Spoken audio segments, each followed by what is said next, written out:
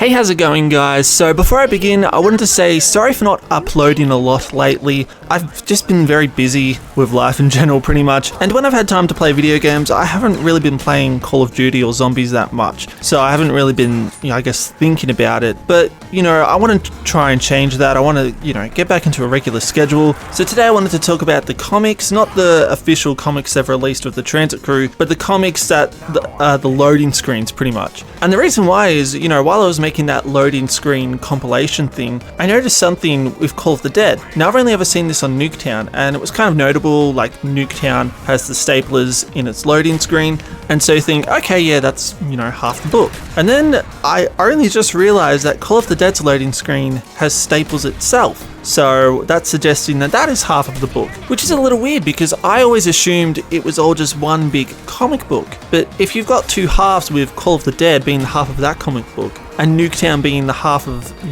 this comic book, does that mean there's two comic books? It's also a little weird as well because Nuketown is only pretty much 3 maps after, Call of the Dead. You've got Shangri-La, you've got Moon, and then Transit never had a comic book loading screen. It was just those cards, which you can see in the Nuketown one. And so technically after that, it would be Nuketown. Another thing is on Nuketown, at the edge there, you can see like a part of the comic book that was like in the beginning or an earlier part. You can also see this part in Shangri-La's and Moon's loading screen.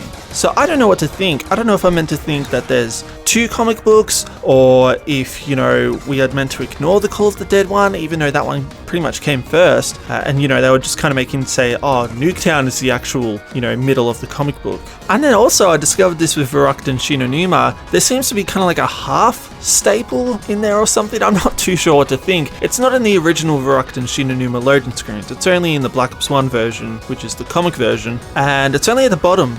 But there's this weird mark that's outside the map layout. It shouldn't really be there, and it's not there in the original. That kind of looks like a staple, but it's the wrong way. It's just a random line, and if it was a staple, it would be those 2 lines that you see in Call of the Dead and Nuketowns. But yeah, there's no marking for it to be at the top either. So I'm not just exactly sure what that mark is meant to mean. If it was meant to be the middle, there should be one at top, and it's, the wrong way if it's meant to be a staple. So yeah, I guess I'm just left with, do we ignore Call of the Dead staples? Because I guess Nuketown would be about the actual middle of all the maps for this story, at least. Nuketown Zombies is the 12th map overall, I think, and then there's 22 maps overall so far. And then I guess you've got those numerous pages that are actually in the comic book that, that aren't to do with any loading screen, like, as I said, that part you can see in Shangri-La, Moon, and Nuketowns. So yeah, what do you guys think? Do you think there's 2 comic books? Maybe there's more than 2 comic books? Or do you think it's actually Nuketown that it's the middle half?